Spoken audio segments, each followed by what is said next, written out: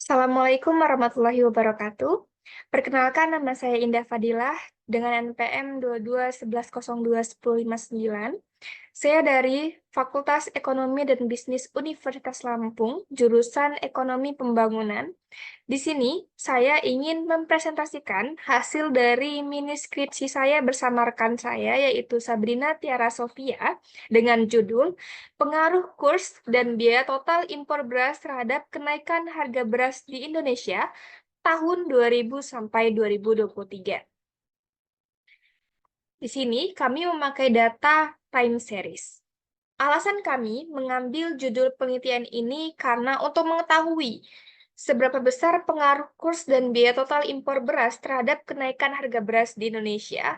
Karena yang seperti kita tahu, masalah yang kita hadapi saat ini ialah harga beras yang kian meningkat setiap tahunnya. Baik, di sini saya akan menjelaskan bagian pendahuluan tentang latar belakang dan masalah dari penelitian yang akan kami bahas. Indonesia merupakan negara agraris di mana penduduknya sebagian besar bekerja di sektor-sektor pertanian. Memiliki lahan pertanian yang luas, besar, serta sumber daya yang melimpah, membuat sebagian besar para petani memilih untuk menanam padi karena penduduk Indonesia hampir 95% mengonsumsi beras sebagai bahan pangan pokok sehari-hari. Hampir semua orang di Indonesia berasumsi bahwa jika dirinya belum makan nasi, maka ia tidak merasa dirinya sudah makan, walaupun sebenarnya ia sudah makan. Karena asumsi itulah yang membuat masyarakat Indonesia sebagian besar eh, bergantung pada ketersediaan beras. Sebagai kebutuhan pangan, produksi padi dan konsumsinya tidak pernah surut dan kian bertambah dari tahun ke tahun. Berbeda dengan zaman dahulu, di mana makanan pokok di setiap daerah itu berbeda, tergantung kebiasaan dan adat di wilayahnya. Seperti contohnya di Jawa, khususnya Jawa Tengah dan Jawa Timur, yang menjadikan jagung sebagai bahan pangan pokok sehari-hari. Bahkan sampai saat ini masih ada beberapa wilayah yang tidak menjadikan beras sebagai bahan pangan pokok makanan karena berbagai alasan seperti keterbatasan ekonomi untuk membeli beras, khususnya di wilayah timur Indonesia seperti Maluku, Papua, dan wilayah timur lainnya. Seiring dengan berkembangnya zaman, sebagian besar masyarakat mulai meninggalkan kebiasaan lamanya dan beralih untuk mengikuti masyarakat yang lebih maju dengan asumsi yang sudah dijelaskan untuk menjadikan nasi sebagai bahan pangan pokok makanan sehari-hari. Faktanya, produksi beras di Indonesia menjadikan Indonesia masuk dalam kategori negara yang mempunyai produksi dan konsumsi beras tinggi di dunia, menduduki posisi ketiga setelah Cina dan India. Tetapi meskipun Indonesia menjadi penghasil beras terbesar di dunia ketiga, pada kenyataannya Indonesia tetap melakukan kegiatan impor beras, dibuktikan sejak zaman Orde Lama dan Orde Baru, di mana pada waktu itu Indonesia pernah menjadi swasembada beras, tetapi Indonesia tetap melakukan impor. Alasan dibalik mengapa pemerintah tetap melakukan impor beras ialah sebagai kebutuhan untuk menambah cadangan beras di dalam negeri dan juga karena terjadinya defisit beras di beberapa provinsi. Selain itu, defisit juga disebabkan karena permintaan dan konsumsi beras di dalam negeri terlalu tinggi sehingga menyebabkan pemerintah harus melakukan impor beras. Konsumsi beras yang tinggi disebabkan karena jumlah penduduk Indonesia terus meningkat setiap tahunnya. Tercatat menurut data Kementerian Dalam Negeri, jumlah penduduk Indonesia sebanyak 280,73 juta jiwa per 31 Desember tahun 2023. Oleh sebab itu, jika permintaan beras tidak dapat terpenuhi, maka pemerintah mau tidak mau harus melakukan impor beras. Berdasarkan sumber data Badan Pusat Statistik tahun 2023, impor beras di Indonesia menurut waktu penelitian setiap tahunnya mengalami perkembangan yang berfluktuatif. Tercatat pada tahun 2023, impor beras tertinggi dibanding tahun-tahun sebelumnya, yakni sebanyak 3,062,857 juta ton. Bisa kita lihat di grafik yang sudah tertera, di mana berdasarkan data di atas terlihat bahwa uh, Grafik total impor beras di sini selalu berfluktuasi setiap tahunnya dan tertinggi pada tahun 2023 dan tahun-tahun sebelumnya yaitu di tahun 2011. Hal ini disebabkan oleh berbagai faktor, yakni untuk kebutuhan bantuan pangan di mana pemerintah membagi bantuan beras kepada 21,3 juta keluarga penerima manfaat, masing-masing 10 kg selama 3 bulan, lalu untuk stabilitas harga pangan, untuk stok akhir, dan yang terakhir adalah untuk tahan laju kenaikan harga beras di tahun 2023. Itulah yang menyebabkan kenapa di tahun 2023 total impor beras dalam satuan ton itu tinggi.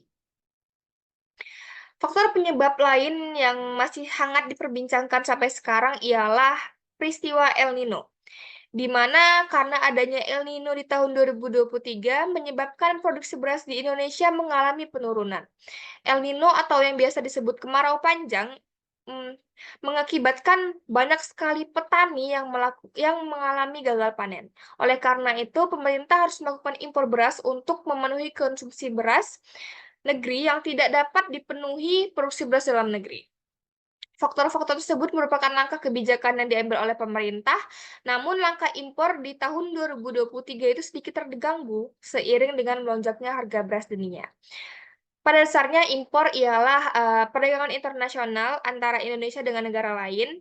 Khususnya untuk impor beras, Indonesia mengimpor dari beberapa negara yaitu India, Thailand, Vietnam, Pakistan, Myanmar, Jepang, dan Tiongkok menurut Badan Pusat Statistik di tahun 2024, di mana dalam perdagangan internasional ini antara negara satu dengan negara lain menggunakan mata uang negara lain yang disebut dengan kurs. Kurs yang biasa dipakai dalam perdagangan internasional adalah dolar Amerika Serikat atau USD. Dalam beberapa tahun terakhir, kurs USD selalu mengalami peningkatan akibat dari melemahnya nilai rupiah, ataupun bisa kita bilang kurs Indonesia itu terdepresiasi. Berikut data yang sudah saya kumpulkan tentang kurs rupiah terhadap dolar USD di Indonesia tahun 2000 sampai 2023.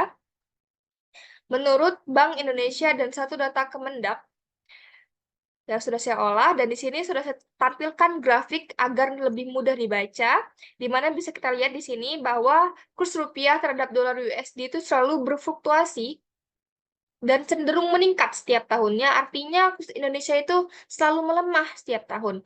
Hal ini disebabkan oleh beberapa faktor, seperti menguatnya ekonomi Amerika Serikat, ketidakpastian kondisi perekonomian global, situasi politik, dan ekspektasi pasar akan kebijakan suku bunga tinggi Amerika Serikat. Selain itu, inflasi yang sering berfluktuasi di suatu negara akan menyebabkan mata uangnya melemah dan tidak stabil, juga berdampak pada kenaikan harga barang-barang secara terus-menerus. Dengan menurunnya kurs atau nilai tukar mata uang asing USD terhadap rupiah, serta melonjaknya harga beras dunia, mengakibatkan nilai CIF ataupun cost insurance and freight yang merujuk pada biaya yang perlu dibayar oleh pemerintah dalam melakukan transaksi jual beli antar negara semakin meningkat pula, terutama pada tahun 2023 dengan total impor beras tertinggi, menyebabkan pemerintah juga harus membayar biaya impor yang cukup tinggi pula. Di sini saya sudah mendapat data tentang nilai CIF US dollar pada impor beras di Indonesia tahun 2000 sampai 2023 dalam satuan juta dolar USD dari Badan Pusat Statistik 2000 sampai 2023 data diolah dan sudah saya bentuk grafik agar lebih mudah dibaca. Bisa kita lihat bahwa pada tahun 2023 biaya total impor beras sangat tinggi daripada tahun 2022. Berdasarkan data di atas, terlihat bahwa nilai CIF untuk impor beras di Indonesia selalu berfluktuasi. Kenaikan tertinggi terjadi di tahun 2011 dan tahun 2023, di mana pada tahun tersebut, berdasarkan data total impor beras di Indonesia yang sudah dijelaskan berada di titik tertinggi. Terutama pada tahun 2023, nilai CIF sangat tinggi diakibatkan total impor beras yang melonjak dan melemahnya nilai tukar rupiah terhadap USD. Dengan berbagai faktor yang telah dijelaskan, baik dari melemahnya nilai kurs, meningkatnya permintaan impor akan beras yang tidak dapat dipenuhi produksi dalam negeri, sehingga menyebabkan Indonesia harus mengimpor beras dari luar negeri dengan diikuti melonjaknya harga beras dunia dan meningkatnya nilai CIF di tahun 2023, membuat dampak yang signifikan terhadap harga beras di Indonesia. Bisa kita lihat di sini ada data harga beras di Indonesia tahun 2000 sampai 2023 dalam satuan rupiah per kilogram dari Badan Pusat Statistik, dan sudah saya bentuk grafik. Nah, dapat dilihat dari data tabel maupun grafik di atas yang menunjukkan bahwa harga beras di Indonesia cenderung selalu meningkat walaupun di beberapa tahun mengalami penurunan. Ini menjadi masalah yang sangat dirasakan oleh masyarakat. Menurut pedagang pasar dan pengamat pertanian dari Universitas Lampung, Bustanul Arifin menyebut bahwa kenaikan harga beras yang terjadi sejak 4 bulan terakhir hingga menyentuh harga 14.000 per kilogram untuk beras medium dan 18.000 per kilogram untuk beras premium adalah yang tertinggi dalam sejarah. Menurut berita News Indonesia tahun 2024, Bustanul Arifin memperkirakan kenaikan harga tersebut berawal dari fenomena El Nino yang menyebabkan musim tanam mundur hingga mengakibatkan produksi padi tahun 2023 turun sekitar 1 juta ton. Lalu pemerintah melakukan impor beras yang tinggi di tahun 2023 untuk memenuhi permintaan dengan harga beras dunia juga mengalami peningkatan. Diikuti melemahnya nilai tukar rupiah terhadap dolar USD menjadi pemicu yang sangat berkaitan. Masalah kenaikan harga beras yang sangat tinggi ini menjadi sangat serius. Sejumlah warga daerah seperti Sumedang, Bandung, Bekasi, dan Probolinggo mengantri hingga berdesakan hanya demi beras murah dalam operasi pasar yang dilakukan pemerintah daerah. Bahkan ada seorang ibu rumah tangga di kota Bandung pingsan akibat kelelahan dan tak kuat menahan panas setelah berdiri cukup lama dalam antrian panjang.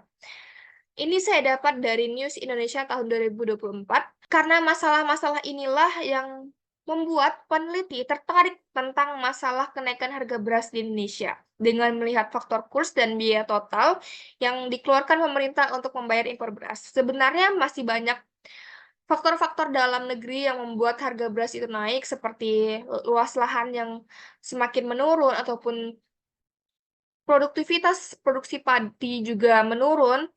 Namun di sini peneliti ingin melihat apakah faktor eksternal seperti kurs dan biaya total impor beras yang dikeluarkan pemerintah untuk menambah pasokan beras dalam negeri juga berpengaruh positif dan signifikan terhadap kenaikan harga beras di Indonesia.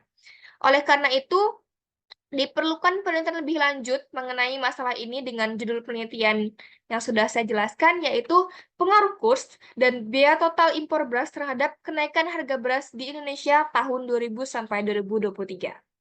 Kemudian, rumusan masalah pada penelitian kali ini ialah, yang pertama, seberapa besar sih pengaruh antara kurs mata uang terhadap rupiah dan kenaikan harga beras Indonesia selama periode 2000 sampai 2023. Begitu pula dengan pengaruh biaya total impor beras terhadap kenaikan harga beras di Indonesia. Lalu yang ketiga, faktor apa saja sih yang mempengaruhi dinamika kenaikan harga beras di Indonesia dalam kurun waktu tersebut?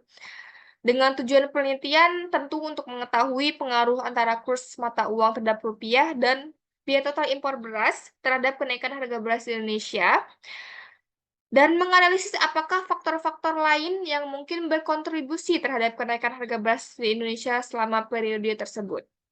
Dengan manfaat penelitian, yang pertama bagi penulis, diharapkan penelitian ini mampu disajikan sebagai syarat dalam memenuhi tugas akhir di mata kuliah Ekonometrika 1, jurusan Ekonomi Pembangunan di Fakultas Ekonomi Bisnis Universitas Lampung.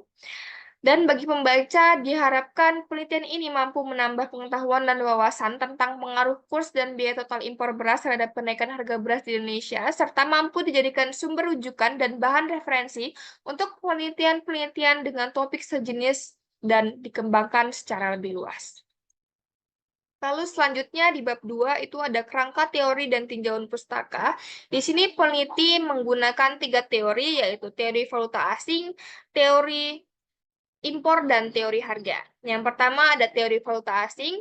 Tentang penentuan nilai tukar, ada beberapa faktor penentu yang mempengaruhi pergerakan nilai tukar, seperti faktor fundamental, faktor teknis, dan faktor sentimen pasar.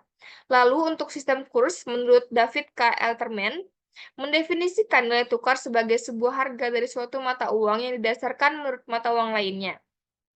Terdapat 3 sistem yang mengatur penetapan kurs atau nilai tukar, yaitu sistem kurs tetap, sistem kurs mengambang, dan sistem kurs terikat.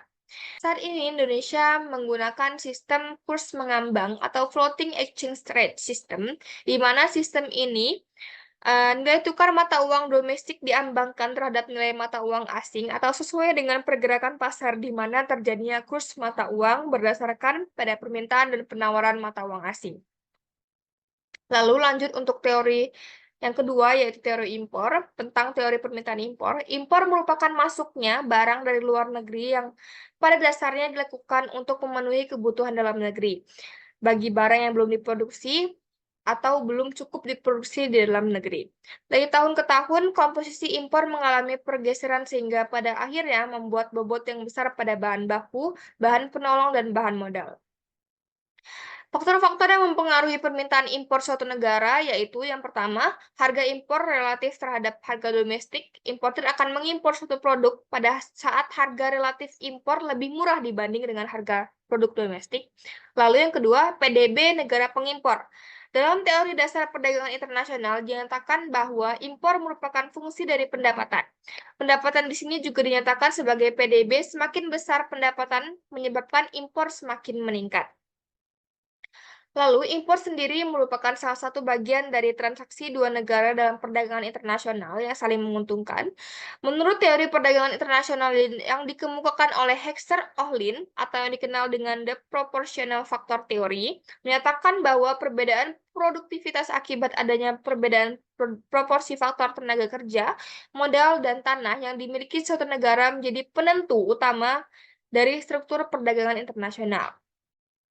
Menurut Nurbeti Irma Husani 2018, perdagangan internasional tidak hanya cenderung menyamakan harga barang-barang, tetapi juga harga faktor produksi untuk menghasilkan barang tersebut. Ada dua macam kebijakan dalam perdagangan internasional di bidang impor. Yang pertama, kebijakan tarif barrier dan kebijakan non-tarif barrier. Yang ketiga ialah teori harga. Harga adalah segala bentuk biaya moneter yang dikorbankan oleh konsumen untuk memperoleh, memiliki, memanfaatkan sejumlah kombinasi dari barang beserta pelayanan dari suatu produk. Harga merupakan sejumlah uang yang ditukarkan konsumen untuk mendapatkan suatu barang yang diinginkannya. Menurut teori ekonomi klasik yang dikemukakan oleh Alfred Marshall tahun 1980, yang menjelaskan bahwa permintaan dan penawaran secara bersama-sama menentukan harga. Konsep dari teori Alfred Marshall menjelaskan beberapa poin kunci. Yang pertama, kurva permintaan. Kurva permintaan menunjukkan hubungan antara kurva harga dengan kuantitas yang diminta. Biasanya, kurva permintaan miring ke bawah dari kiri ke kanan, artinya kurva permintaan mencerminkan hubungan negatif antara harga dengan kuantitas yang diminta.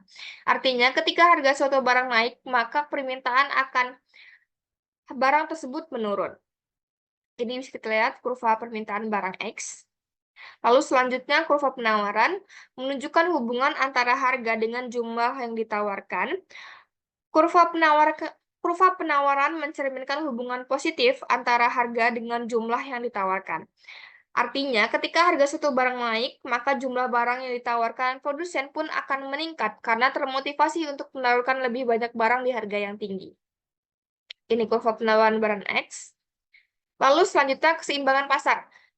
Keseimbangan harga terjadi ketika kurva permintaan dan kurva penawaran berpotongan. Artinya jumlah yang diminta itu sama dengan jumlah yang ditawarkan.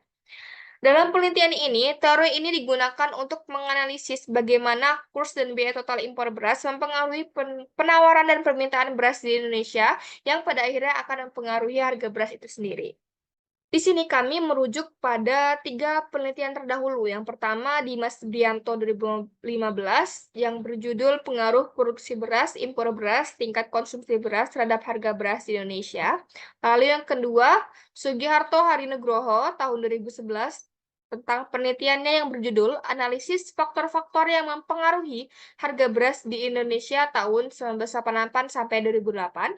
Lalu yang ketiga ialah Ratih Kumalasari 2014 yang berjudul Analisis Impor Beras di Indonesia.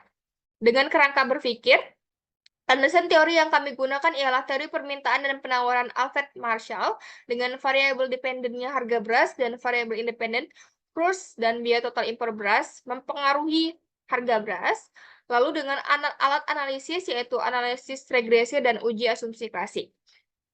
Dengan hipotesis yang dapat dirumuskan dalam penelitian ini ialah yang pertama, untuk variabel kurs diharapkan memiliki hubungan positif yang signifikan terhadap kenaikan harga beras di Indonesia. Artinya, semakin tinggi nilai rupiah dalam artian melemahnya kurs terhadap dolar USD, maka harga beras di Indonesia akan semakin tinggi pada periode penelitian 2000 sampai 2023. Yang kedua, untuk variabel biaya total impor beras diharapkan memiliki nilai yang positif yang signifikan terhadap kenaikan harga beras di Indonesia. Artinya, semakin tinggi biaya yang dikeluarkan untuk impor beras, maka harga beras di Indonesia pun akan semakin tinggi. Yang terakhir, terdapat pengaruh secara bersama-sama antara kurs dan biaya total impor beras dengan kenaikan harga beras di Indonesia pada periode penelitian. Lalu sekarang kita masuk ke bab 3, metode penelitian. Yang pertama, jenis penelitian yang kami lakukan ialah dengan jenis pendekatan kuantitatif ataupun penelitian kuantitatif. Dengan digunakannya pendekatan kuantitatif ini, maka penelitian ini dapat melihat sejauh mana pengaruh kurs dan biaya total impor beras terhadap kenaikan harga beras di Indonesia tahun 2000 sampai 2023. Pendekatan kuantitatif berfokus pada uji hipotesis dengan data terukur. Adapun data yang digunakan merupakan data tahunan periode 2000 sampai 2023. Variabel bebas yang digunakan dalam penelitian ini terdiri dari kurs yang diartikan sebagai nilai tukar mata uang rupiah terhadap dolar USD dan biaya total impor beras atau nilai CIF yang diartikan sebagai total biaya yang dikeluarkan importir untuk membawa beras ke Indonesia. Selanjutnya, untuk variabel terikat yang digunakan adalah harga beras di Indonesia tahun 2000 sampai 2023. Dalam pendekatan kuantitatif, penelitian ini akan menggambarkan hubungan sebab akibat antara variabel bebas terhadap variabel terikatnya. Lalu data dan sumber data yang kami gunakan ialah data time series, baik dari variabel bebas maupun terikatnya. Untuk variabel bebas yang pertama kurs, data yang digunakan adalah data time series nilai tukar rupiah terhadap mata uang asing USD pada periode 2000 sampai 2023. Lalu yang kedua ialah biaya total impor beras. Juga sama digunakan data time series mengenai biaya total impor beras yang mencakup biaya barang, asuransi, dan pengangkutan dari negara asal ke negara tujuan, yaitu Indonesia, periode yang sama tahun 2000 sampai 2023. Selanjutnya untuk variabel terikat, yaitu harga beras di Indonesia, data yang digunakan juga data time series rata-rata harga beras di tingkat perdagangan besar ataupun grosir Indonesia, periode tahun 2000 sampai 2023. Dengan perangkat pendukung yang digunakan ialah laptop atau komputer dengan spesifikasi memadai untuk menjalankan perangkat lunak analisis statistik yaitu eFuse, Stata dan Minitab untuk analisis statistik dan ekonometrik termasuk untuk regresi berganda dan uji hipotesis. Literatur buku dan jurnal ilmiah digunakan dalam penelitian ini sebagai sumber rujukan terkait topik penelitian yang digunakan serta mendukung teori dan kerangka teoritis. Metode pengumpulan data. Metode pengumpulan data yang digunakan dalam penelitian ini dengan pendekatan kuantitatif ialah dengan pendekatan dalam usulan penelitian, proses hipotesis, turun ke lapangan, analisis data, dan kesimpulan data, sampai dengan penulisannya mempergunakan aspek pengukuran, perhitungan, rumus, dan kepastian data numerik. Data yang digunakan merupakan data sekunder yang berdasarkan pada data publikasi dari Badan Pusat Statistik, Bank Indonesia, dan satu data Kementerian Perdagangan Republik Indonesia. Data publikasi yang digunakan adalah data dan informasi mengenai variabel bebas yang pertama, yaitu nilai tukar mata uang asing terhadap rupiah di satu data Kementerian Perdagangan tahun 2000 sampai 2023. Lalu untuk variabel bebas yang kedua, itu ialah tabel statistik pertanian kehutanan perikanan pada subjek impor beras menurut negara asal utama dalam berat bersih ton dan nilai CIF di Badan Pusat Statistik tahun 2017 sampai 2023 yang dilengkapi oleh data website Detik Finance oleh Ahmad Dwi Afriyadi tentang data nilai impor beras yang sama sejak tahun 2000 sampai 2019 untuk melengkapi data yang kosong tersebut. Lalu yang terakhir ialah data Variabel terikatnya yaitu data tabel statistik rata-rata harga beras di tingkat perdagangan besar grosir Indonesia tahun 2000 sampai 2023 dari Badan Pusat Statistik. Dengan pelaksanaan teknik analisisnya, pada penelitian ini digunakan teknik analisis perhitungan statistik dengan menggunakan program eViews. eViews merupakan singkatan dari Econometric Views, yaitu perangkat lunak dalam program komputer berbasis Windows yang digunakan untuk mengolah data statistik dan ekonometrika, baik data yang bersifat cross-section, time series, data panel, ataupun pooled data.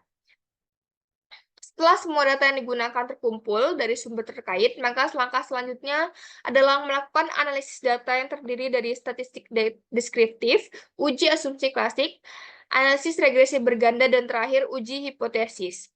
Berikut penjelasan mengenai apa itu statistik deskriptif, uji asumsi klasik, analisis regresi berganda, dan uji hipotesis. Yang pertama adalah statistik deskriptif, di mana ialah proses transformasi data dalam penelitian yang diinterpretasikan sehingga mudah untuk dipahami. Bertujuan untuk memberikan gambaran umum tentang informasi mengenai karakteristik dari variabel dependen dan variabel independennya. Beberapa data yang sudah diperoleh akan dibahas dan diringkas dalam statistik deskriptif ini untuk dijadikan sebagai dasar pengambilan keputusan dalam penelitian. Lalu yang kedua, uji asumsi klasik merupakan syarat yang harus dilakukan dan dipenuhi oleh analisis regresi linear berganda berbasis ordinary least square atau OLS. Pengujian ini dilakukan terhadap data yang sudah diolah sebelum lanjut ke analisis selanjutnya.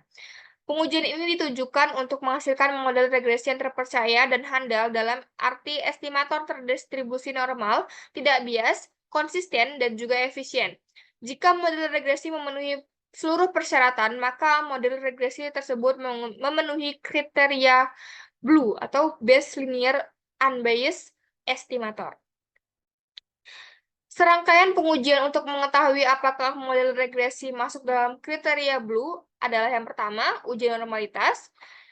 Dilakukan bertujuan untuk mengetahui apakah nilai residual atau variabel pengganggu dalam model regresi terdistribusi secara normal atau tidak. Pada penelitian kali ini, untuk melihat apakah data pada model penelitian terdistribusi normal atau tidak, ialah dengan menggunakan uji Jacobi-Bera. Apabila nilai uji Jacobi-Bera itu lebih kecil dari nilai chi-square tabel, dan nilai probability-nya lebih besar dari alpha, maka dapat disimpulkan bahwa data model regresi terdistribusi normal. Begitupun sebaliknya.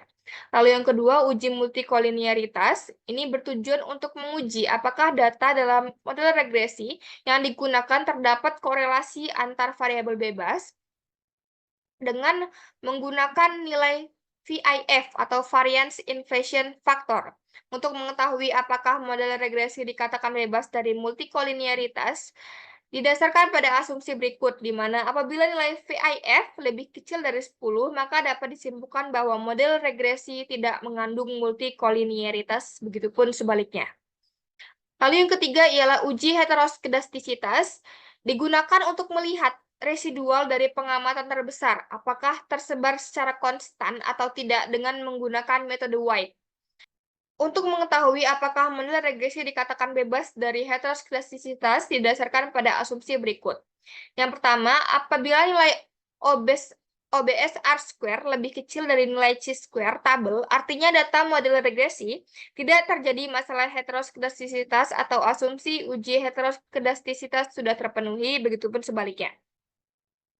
Lalu yang terakhir adalah uji otokorelasi, dilakukan untuk mengetahui ada atau tidaknya korelasi antar error term lainnya atau dapat dijelaskan apakah dalam model regresi ada korelasi antara kesalahan pengganggu pada periode saat ini dengan kesalahan pengganggu periode sebelumnya.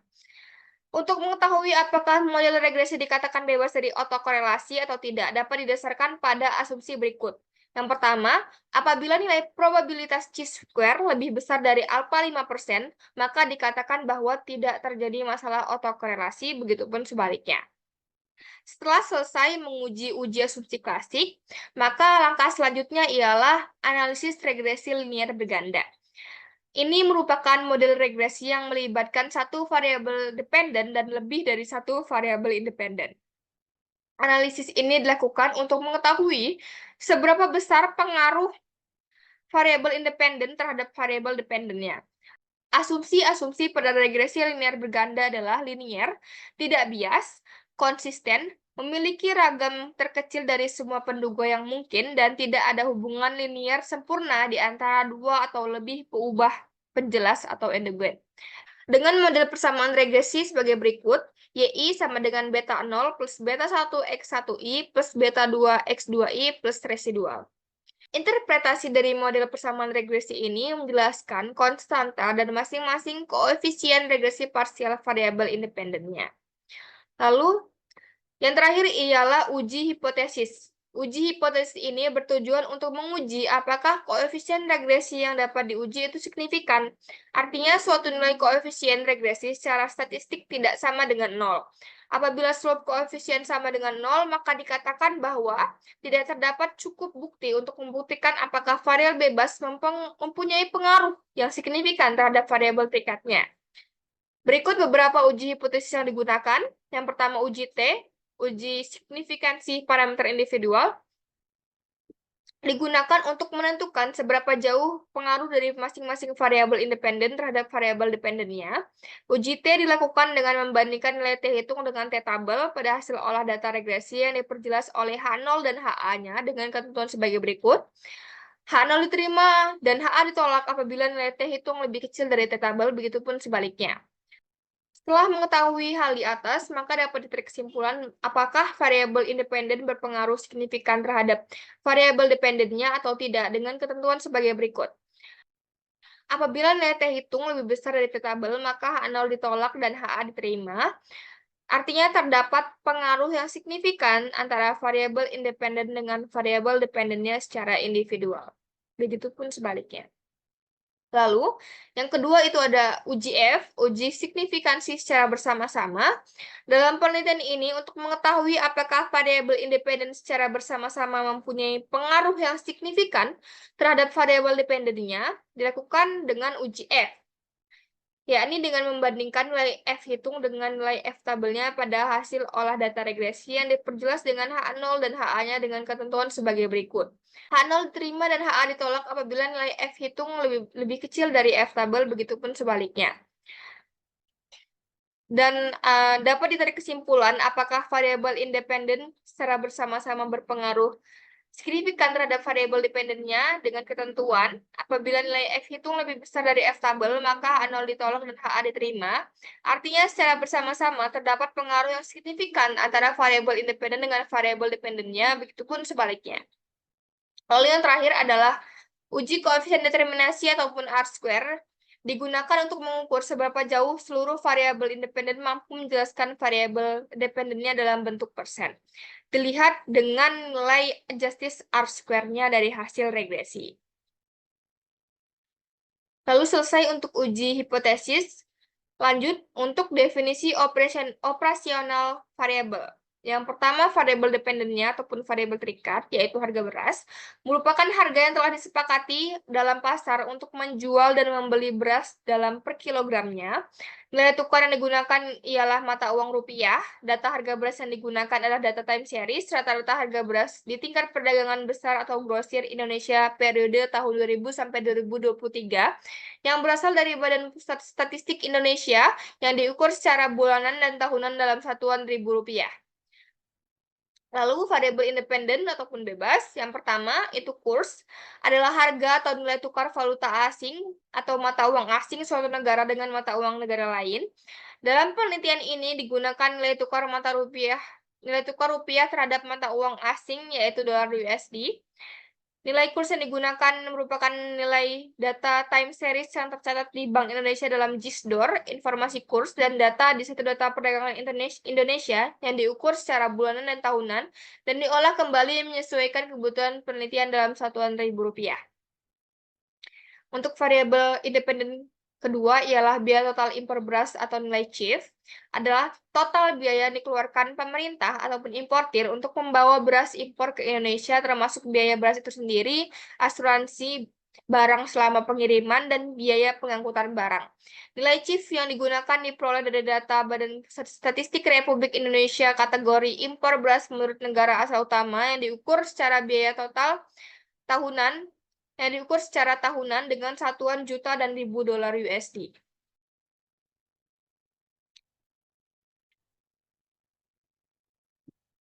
Lanjut ke bab 4, hasil dan pembahasan. Pertama, itu statistik deskriptif variabel penelitian di hasil penelitian. Analisis deskriptif harga beras menurut teori ekonomi klasik yang dikemukakan oleh Alfred Marshall, yang menjelaskan bahwa permintaan dan penawaran secara bersama-sama menentukan harga. Dalam penelitian ini, teori ini digunakan untuk menganalisis bagaimana kurs dan biaya total impor beras mempengaruhi penawaran dan permintaan beras di Indonesia, yang pada akhirnya akan mempengaruhi harga beras itu sendiri. Sesuai dengan data harga beras di Indonesia yang berfluktuasi dan cenderung meningkat setiap tahunnya diakibatkan oleh berbagai faktor, harga beras di Indonesia selalu berfluktuasi dan cenderung selalu meningkat setiap tahunnya. Harga beras terendah di Indonesia selama periode tahun 2000 sampai 2023 terjadi pada tahun 2000, yakni sebesar 2.445, dan tertinggi pada tahun 2023, yakni sebesar Rp12.465. Sedangkan rata-rata harga beras di Indonesia periode 2000 sampai 2023, yakni sebesar Rp7.755,46 dengan standar deviasi senilai Rp3.617,92. Lalu yang kedua ialah analisis deskriptif kurs, yaitu variabel independennya. Kurs adalah perbandingan nilai suatu mata uang negara terhadap mata uang negara lain. Kurs suatu negara yang seimbang dapat terlihat dari tingkat permintaan penawaran kurs itu sendiri. Perubahan kurs dapat mengubah harga suatu barang menjadi lebih murah ataupun mahal. Selain itu, dalam perdagangan internasional, kurs juga mempengaruhi tinggi rendahnya jumlah dan nilai impor karena setiap negara memiliki nilai mata uang yang berbeda. Nilai kurs di Indonesia selalu berfluktuasi dan cenderung selalu meningkat di setiap tahunnya.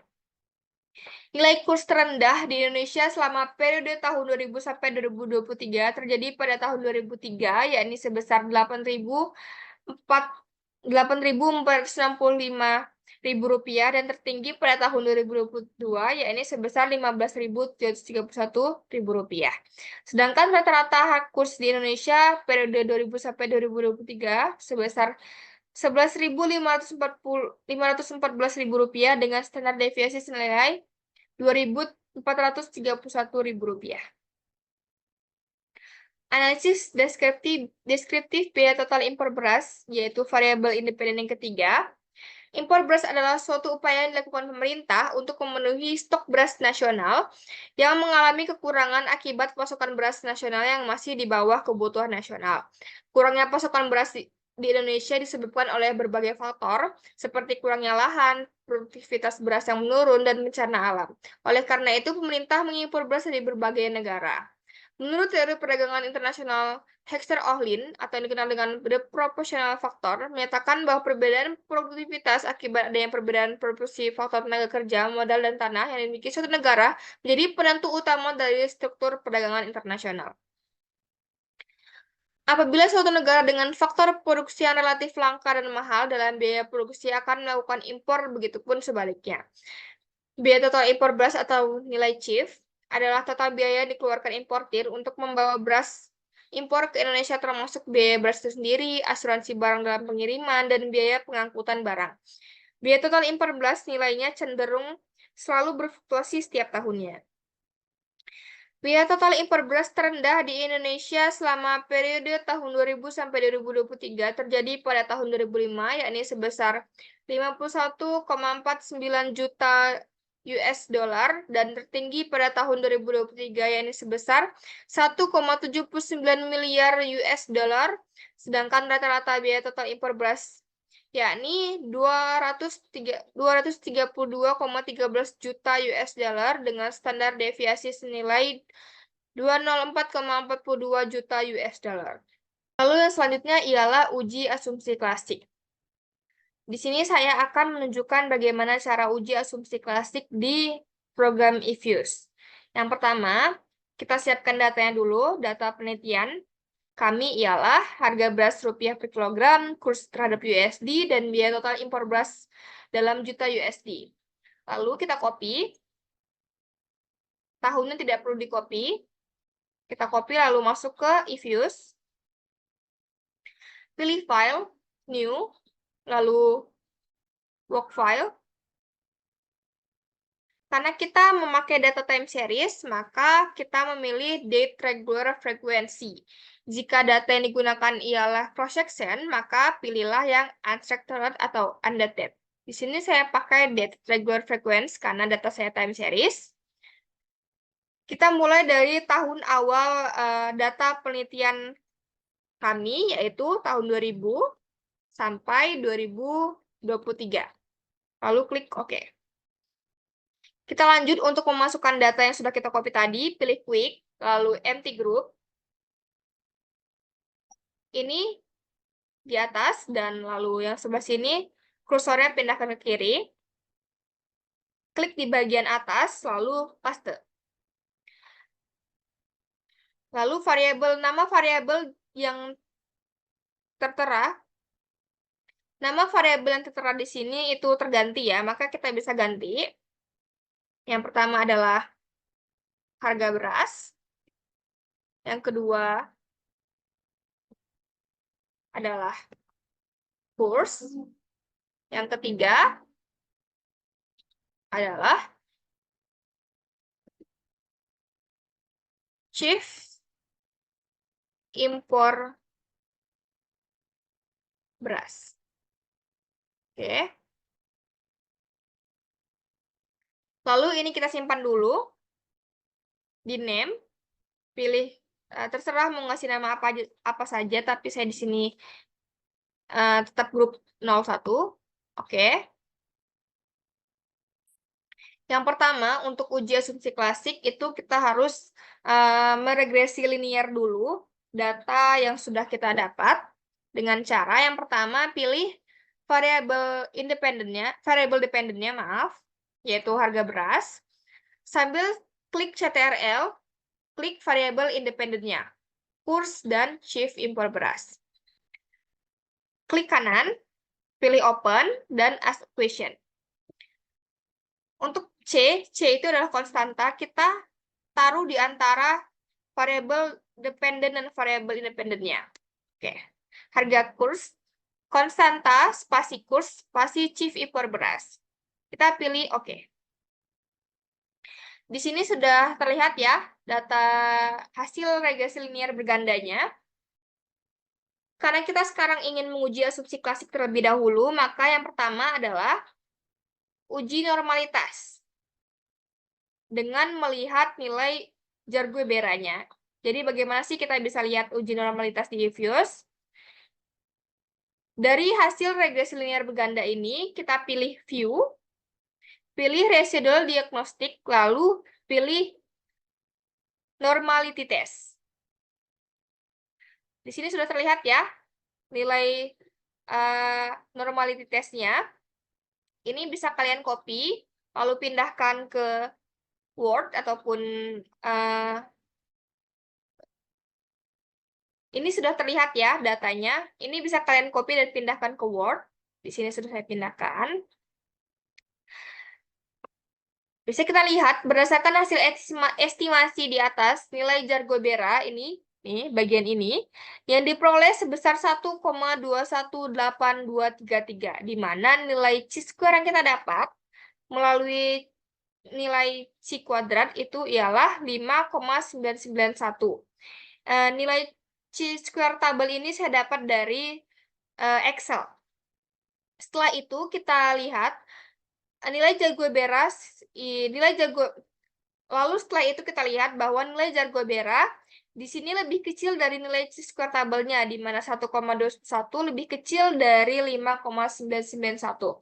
Sesuai dengan asumsi dalam uji normalitas, apabila nilai Jar-Guebera lebih kecil dari nilai chi-square tabel, maka data regresi terdistribusi normal. Selanjutnya kita juga bisa lihat dalam nilai probability-nya. Nilai probability yang kita dapat ialah 0,54, di mana nilai ini lebih besar dari alfa 5% kita, yaitu 0,05. Artinya benar data pada model regresi yang kita gunakan ialah terdistribusi secara normal. Untuk uji normalitas itu bebas dari masalah Jadi dapat disimpulkan bahwa data pada model regresi yang kami gunakan dalam penelitian ini terdistribusi secara normal. Lanjut, untuk uji asumsi klasik yang kedua ialah uji multikolinearitas. Uji multikolinearitas ini bertujuan untuk menguji apakah data dalam model regresi yang digunakan terdapat korelasi antar variabel bebas ataupun tidak dengan melihat nilai VIF. Lalu bagaimana sih kita bisa lihat di eViews? Kita klik view lagi, lalu pilih koefisien diagnostik, pilih variance inflation factor. Di sini sudah terlihat ya, ini bisa kalian copy dan pindahkan ke Word. Oke, di sini sudah saya pindahkan. Dalam perhitungan uji multikolinearitas yang sudah kita dapat menunjukkan bahwa nilai centered VIF, di mana hasil perhitungan uji multikolinearitas ini menunjukkan bahwa nilai centered VIF ini diperoleh sebesar 1,03, artinya lebih kecil dari 10.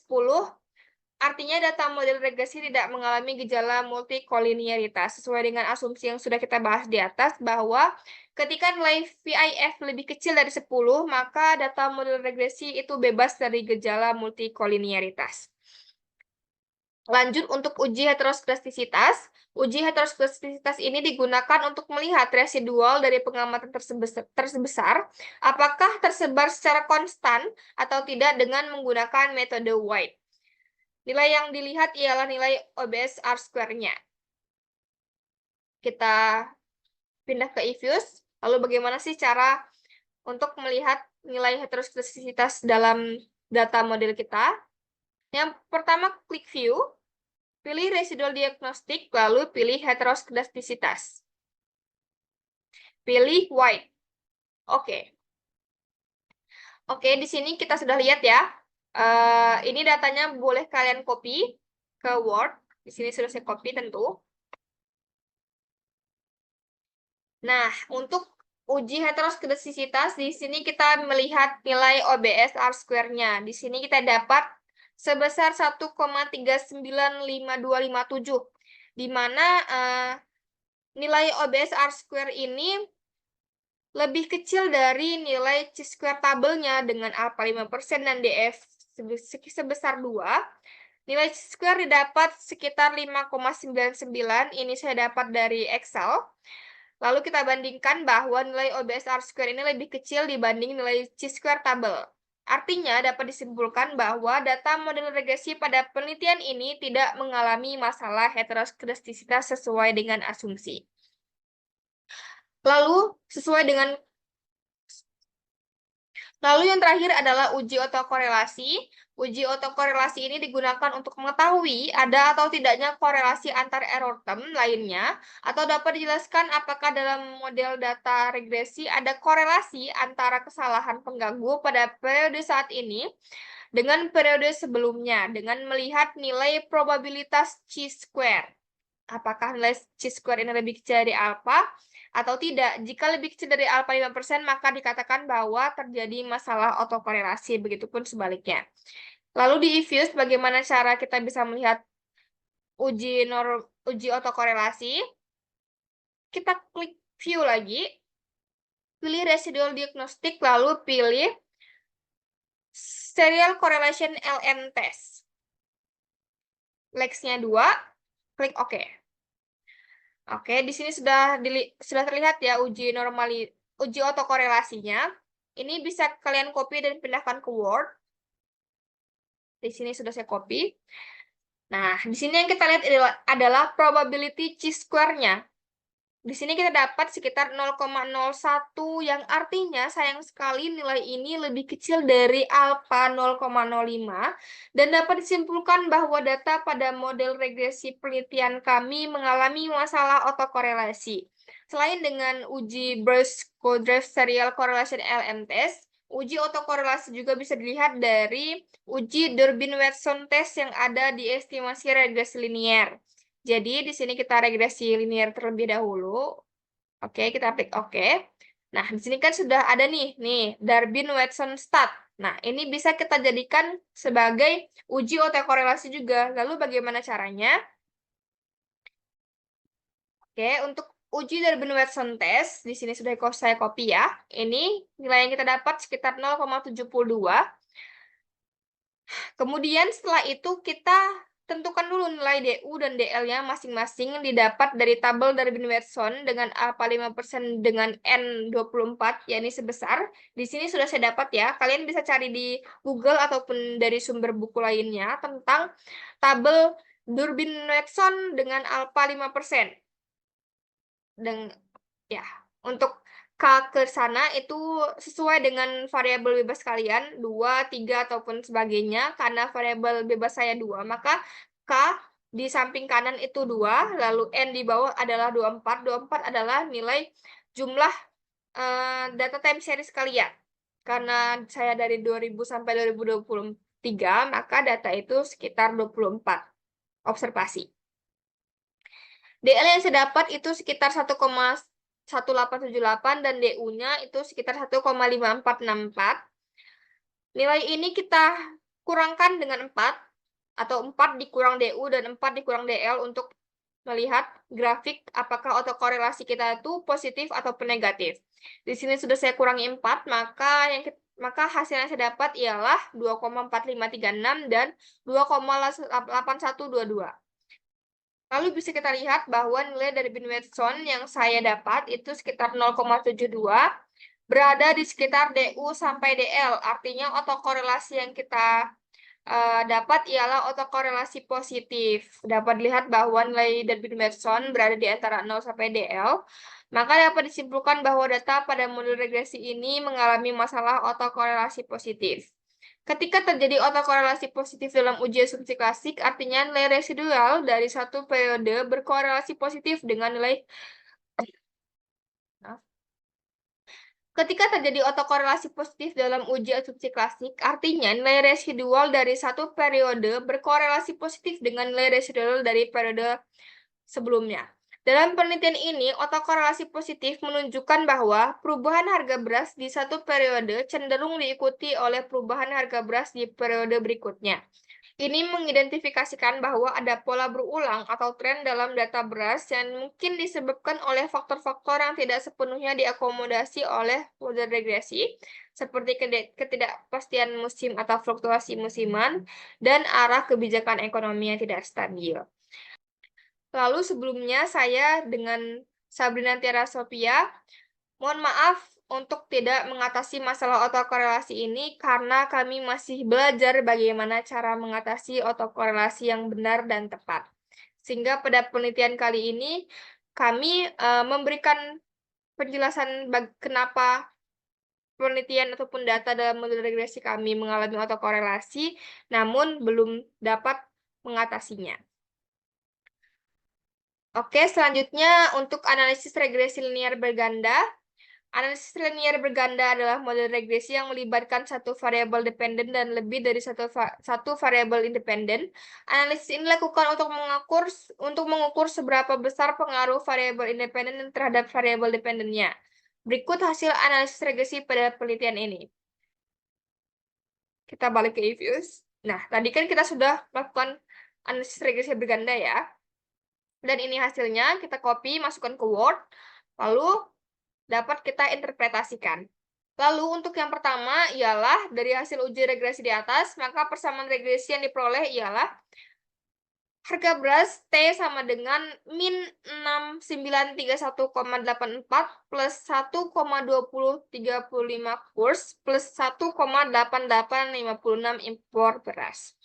Lalu dari hasil estimasi regresi ini dapat diartikan dan diinterpretasikan dengan lebih detail Yang pertama, untuk konstanta ataupun intercept beta 0 sama dengan minus 6931,84, artinya jika kurs dalam Rp1.000 dan biaya total impor beras dalam juta dolar USD sama dengan 0, maka harga beras di Indonesia akan sebesar minus 6931,84 ribu rupiah atau sebesar konstantanya. Lalu yang kedua ialah koefisien regresi parsial variabel kurs beta 1 itu didapat senilai 1,2035.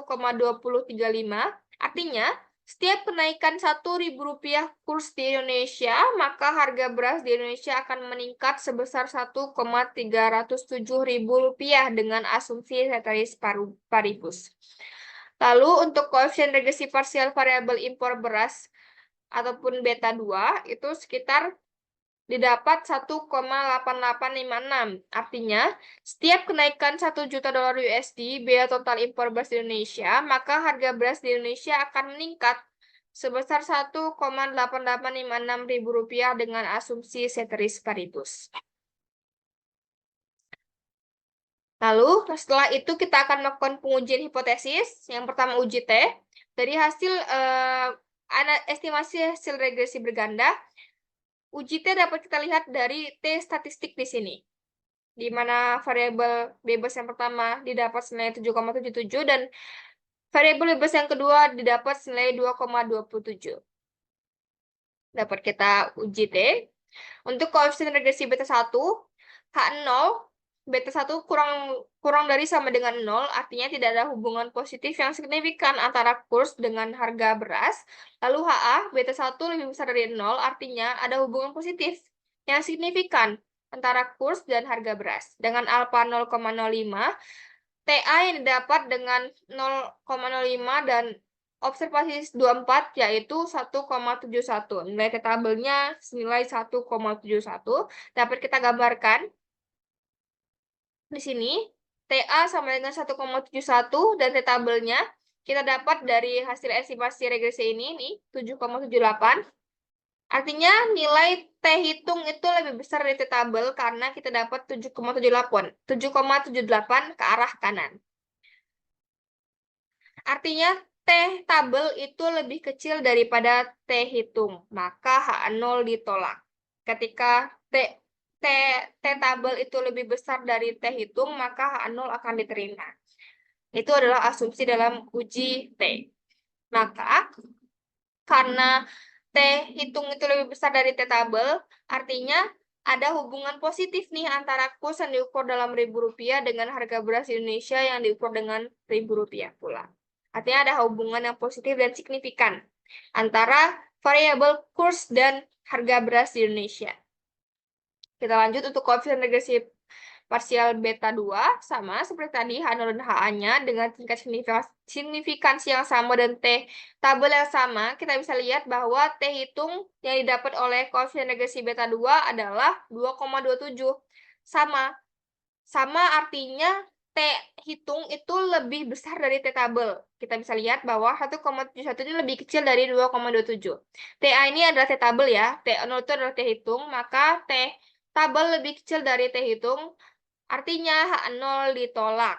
Sama seperti kurs tadi, ada hubungan positif antara biaya total impor beras yang diukur dalam juta dolar USD dengan harga beras di Indonesia yang diukur dengan Rp1.000. Artinya variabel independen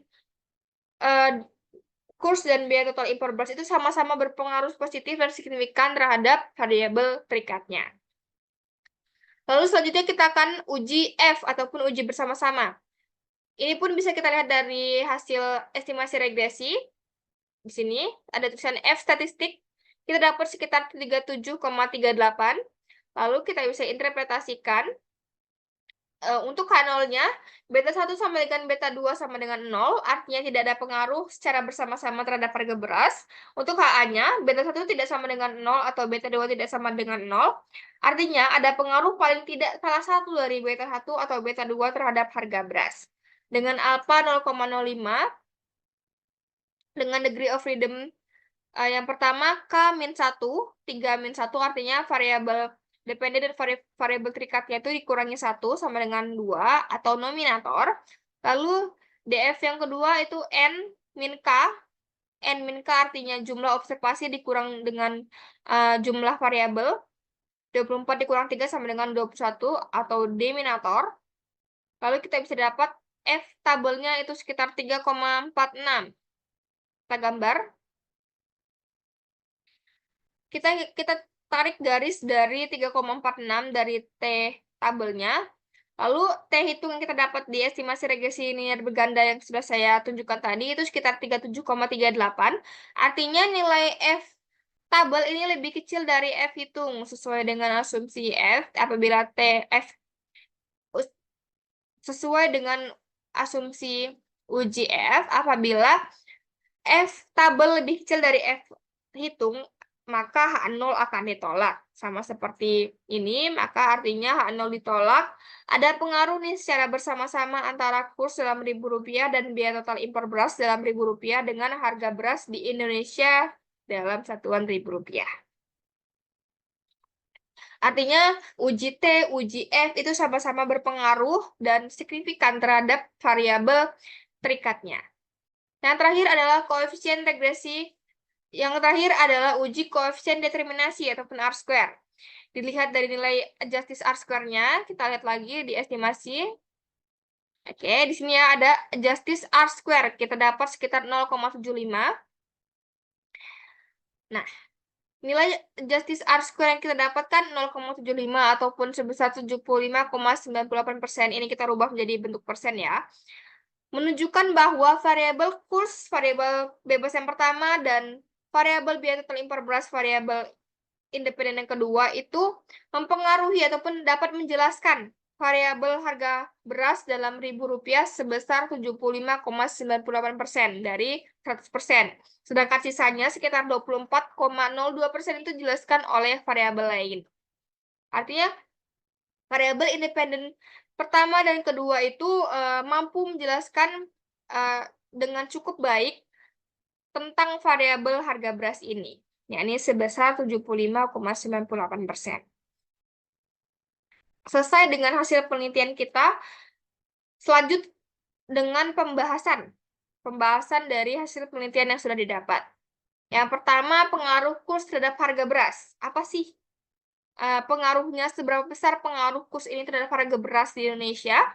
Kita bisa lihat bahwa secara parsial ataupun uji T yang sudah kita lakukan, kurs itu berpengaruh signifikan dan positif terhadap kenaikan harga beras di Indonesia tahun 2000 sampai 2023.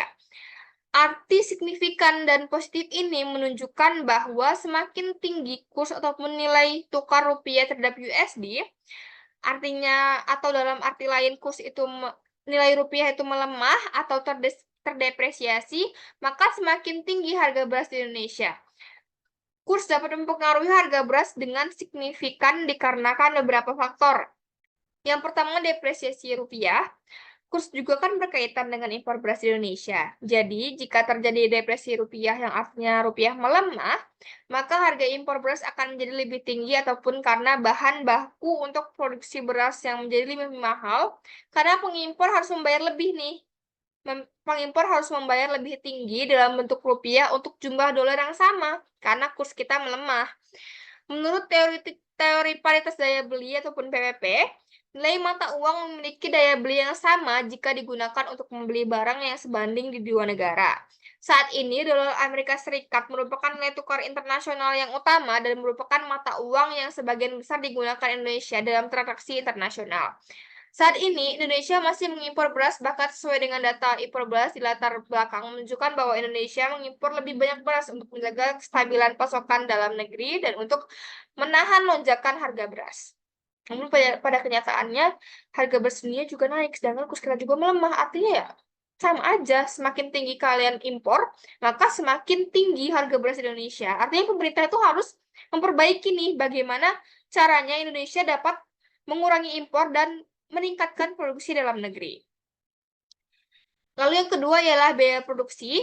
Seperti mesin-mesin pertanian, pupuk, dan pestisida kan banyak juga yang merupakan hasil impor dari luar negeri. Nggak semuanya itu dari dalam negeri. Apalagi jika pupuk-pupuk yang digunakan adalah pupuk-pupuk premium, maka kebanyakan itu adalah hasil impor. Hal ini dibenarkan oleh Presiden Joko Widodo. Secara blak-blakan, ia berbicara bahwa banyak produk alat mesin pertanian yang diimpor dalam pengadaan barang dan jasa pemerintah. Jika nilai tukar rupiah kita melemah, maka biaya impor kan akan semakin meningkat. Untuk hal itu, eh, pada akhirnya akan meningkatkan biaya produksi beras dalam negeri dan meningkatkan harga beras di pasaran. Artinya ketika mesin-mesin pertanian, pupuk, ataupun pestisida yang digunakan itu dengan harga yang lebih tinggi, maka otomatis petani ataupun para produksi akan lebih meningkatkan harganya kan, karena biaya itu lebih mahal akibat kurs kita melemah. Lalu selanjutnya ialah inflasi. Inflasi, jika kurs melemah, maka hal itu dapat memicu inflasi umum karena barang-barang impor menjadi lebih mahal.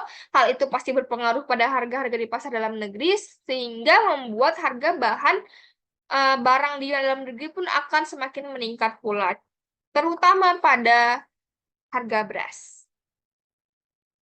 Kita lanjut untuk pengaruh biaya total impor beras terhadap harga beras. Secara parsial, biaya total impor beras ataupun secara uji T yang sudah kita lakukan, bahwa biaya total impor beras kan berpengaruh signifikan dan positif terhadap kenaikan harga beras di Indonesia tahun 2000 sampai 2023. Artinya, menunjukkan bahwa semakin tinggi biaya total impor beras, maka semakin tinggi kenaikan harga beras di Indonesia. Biaya total impor beras dapat mempengaruhi harga beras di Indonesia dengan signifikan karena beberapa faktor. Yang pertama adalah ketergantungan impor. Ketergantungan impor pada impor beras akan berpengaruh signifikan terhadap kenaikan harga beras di Indonesia. Indonesia kan melakukan impor terhadap negara Thailand, Vietnam, dan India sebagai negara dengan pengimpor terbesar ya di Indonesia. Jika negara tersebut mengalami masalah seperti cuaca buruk ataupun perubahan kebijakan perdagangan di negara-negara pemasok utama, itu akan berdampak pada pasokan beras di Indonesia. Seperti apa? Misalnya, jika pasokan beras di negara-negara pemasok tidak dapat memproduksi sesuai dengan kebutuhan kita, maka impor di Indonesia juga akan meningkat dalam keadaan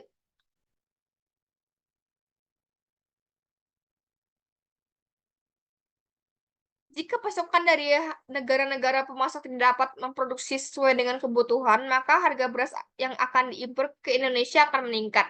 Dalam keadaan di mana permintaan tetap tinggi, namun pasokan menurun, akan terjadi ketegangan antara ketersediaan permintaan beras di pasar domestik, yang menyebabkan peningkatan harga beras di pasar domestik. Lalu yang kedua, produksi domestik. Indonesia kan merupakan salah satu produsen besar terbesar di Indonesia, namun produksi beras dalam negeri tidak selalu mencukupi kebutuhan konsumsi masyarakat di Indonesia. Faktor-faktor seperti cuaca buruk, perubahan iklim yang tidak menentu, dan perkembangan teknologi pertanian yang dapat memberikan dampak signifikan terhadap produksi beras dalam negeri juga berpengaruh pada permintaan impor serta harga beras di Indonesia. Ketika terjadi penurunan dalam produksi beras dalam negeri yang menyebabkan faktor eksternal, yang disebabkan oleh faktor eksternal maupun internal, akan menyebabkan negara menjadi lebih bergantung pada impor untuk memenuhi kebutuhan konsumsi berasnya. Kondisi tersebut dapat memicu peningkatan ketergantungan pada impor yang pada akhirnya dapat mempengaruhi biaya impor beras. Jika terdapat kenaikan pada biaya impor, harga beras dalam negeri juga akan meningkat karena biaya produksi dan biaya distribusi menjadi lebih tinggi. Dalam hal ini, ketidakmampuan produksi beras dalam negeri untuk memenuhi permintaan lokal mengakibatkan dinamika pada pasar bebas secara signifikan. Dampak dari penurunan produksi beras domestik dapat memperkuat ketergantungan Indonesia pada impor yang berpotensi meningkatkan tekanan pada harga beras dalam negeri. Lalu yang ketiga ialah kebijakan perdagangan dan tarif. Kebijakan perdagangan termasuk tarif bea masuk yang diatur oleh pemerintah Indonesia memiliki dampak yang signifikan dan positif terhadap biaya impor beras. Ketika pemerintah mengurangi tarif bea masuk untuk mendorong impor beras, maka akan berdampak pada stabilitas harga beras di pasar lokal dengan memperluas akses terhadap pasokan luar negeri. Namun ketika pemerintah menaikkan bea masuk untuk mengurangi kuota impor, maka biaya impor akan meningkat. Terakhir adalah volatilitas harga di pasar internasional. merujuk pada fluktuasi harga yang signifikan yang terjadi karena berbagai faktor seperti perubahan cuaca, permintaan global, dan kebijakan perdagangan internasional. Indonesia merupakan negara yang bergantung pada impor beras akan sangat terpengaruh pada fluktuasi harga ini. Ketika harga beras di pasar internasional mengalami kenaikan, otomatis akan meningkatkan biaya impor beras Indonesia yang menyebabkan harga beras di dalam negeri pun akan meningkat pula. Oke, selesai untuk hasil penelitian dan pembahasan. Intinya, dalam penelitian ini dapat diasum selesai untuk hasil penelitian dan pembahasan yang dapat disimpulkan bahwa variabel dalam penelitian ini berpengaruh positif dan signifikan terhadap variabel terikatnya. Berikut simpulan yang dapat kami ambil ialah berdasarkan hasil estimasi regresi linear berganda dapat diketahui bahwa kurs dan biaya total impor beras secara bersama-sama berpengaruh signifikan terhadap kenaikan harga beras Indonesia. Lalu yang kedua adalah berdasarkan hasil estimasi regresi linear berganda secara parsial UJT bahwa kurs itu berpengaruh positif dan signifikan terhadap kenaikan harga beras di Indonesia. Hal ini didukung dengan fakta bahwa kenaikan kurs yang berarti rupiah melemah berpengaruh pada faktor-faktor eksternal ke luar negeri seperti berpengaruh terhadap perdagangan internasional, terutama pada impor yang menyebabkan biaya total impor beras akan menjadi lebih tinggi, dan pada akhirnya akan membuat biaya harga beras di Indonesia juga akan meningkat. Yang ketiga adalah berdasarkan hasil estimasi regresi linear ganda secara parsial ataupun UJT, biaya total impor beras itu berpengaruh positif dan signifikan terhadap kenaikan harga beras di Indonesia. Artinya semakin tinggi biaya total yang dikeluarkan untuk impor, maka akan semakin tinggi pula harga beras di Indonesia. Lalu selanjutnya adalah saran. Berdasarkan hasil analisis dari penelitian, saran yang dapat diberikan oleh penulis adalah yang pertama bagi pemerintah pusat dan Bank Indonesia diharapkan dapat lebih memperhatikan kebijakan-kebijakan terhadap beras yang ada di Indonesia, khususnya pada pengawasan terhadap kurs dengan pengelolaan kebijakan moneter yang lebih stabil. Selain itu, pemerintah pula diharapkan mampu memperkuat cadangan devisa, mengelola inflasi dan harga pangan dengan stabilitas harga dan program subsidi. Lalu yang kedua, bagi pemerintah pusat juga diharapkan mampu mengurangi ketergantungan impor khususnya pada impor beras dengan mendorong produktivitas produksi dalam negeri dan menjaga ketersediaan lahan pertanian serta mengelola cadangan beras nasional. Yang ketiga, pemerintah juga diharapkan mampu menjadi kerjasama internasional dan regional untuk menjaga stabilitas harga beras serta menjalin negosiasi perjanjian dagang yang menguntungkan. Lalu yang keempat, bagi pemerintah daerah diharapkan dapat mendukung upaya pemerintah pusat untuk menjaga dan memperbaiki segala faktor yang mempengaruhi harga beras di Indonesia dengan menjalankan kebijakan daerah yang tentunya sejalan dengan kebijakan pemerintah pusat. Lalu yang terakhir, untuk bagi pemerintah pusat dan daerah diharapkan dapat menjadi pribadi yang baik, jujur, dan bertanggung jawab agar tidak terjadi kecurangan dalam hal apapun yang mencakup kebijakan dan penanganan beras di Indonesia, agar harga beras menjadi kembali lebih normal dan tidak menjadi keresahan bagi seluruh masyarakat, mengingat bahwa banyak kesenjangan di Indonesia yang masih sangat tinggi. Baik, sekian presentasi mini skripsi yang dapat saya sampaikan. Saya Indah Fadilah dengan NPM 2211021059 mengucapkan terima kasih banyak kepada dosen pengampu Pak Imam Awaludin yang sudah memberikan ilmu yang sangat bermanfaat bagi saya. Dan untuk teman-teman yang mendengarkan atau membaca, saya mohon maaf untuk kurang dan lebihnya. Saya akhiri. Wassalamualaikum warahmatullahi wabarakatuh.